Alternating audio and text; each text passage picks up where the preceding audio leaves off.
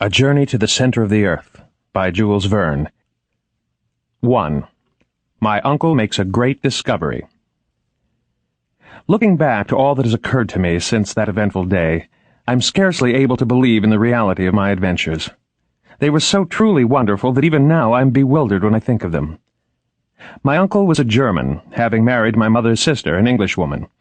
Being very much attached to his fatherless nephew, he invited me to study under him in his home in the fatherland.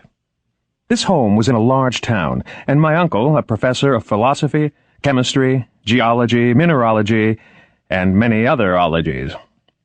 One day, after passing some hours in the laboratory, my uncle being absent at the time, I suddenly felt the necessity of renovating the tissues. Id est, I was hungry, and was about to rouse up our old French cook when my uncle, Professor von Hartwig, suddenly opened the street door and came rushing upstairs.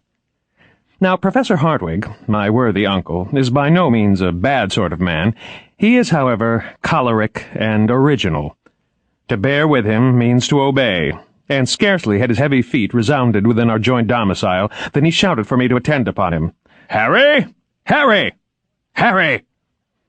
I hastened to obey, but before I could reach his room, jumping 3 steps at a time, he was stamping his right foot upon the landing. "Harry!" he cried in a frantic tone. "Are you coming up?" Now, to tell the truth, at that moment I was far more interested in the question as to what was to constitute our dinner than in any problem of science. To me, soup was more interesting than soda, an omelette more tempting than arithmetic, and an artichoke of 10 times more value than any amount of asbestos. But my uncle was not a man to be kept waiting, so adjourning therefore all minor questions, I presented myself before him. He was a very learned man. Now, most persons in this category supply themselves with information, as peddlers do with goods, for the benefit of others, and lay up stores in order to diffuse them abroad for the benefit of society in general. Not so my excellent uncle, Professor Hartwig. He studied, he consumed the midnight oil, he pored over heavy tomes and digested huge quartos and folios in order to keep the knowledge acquired to himself.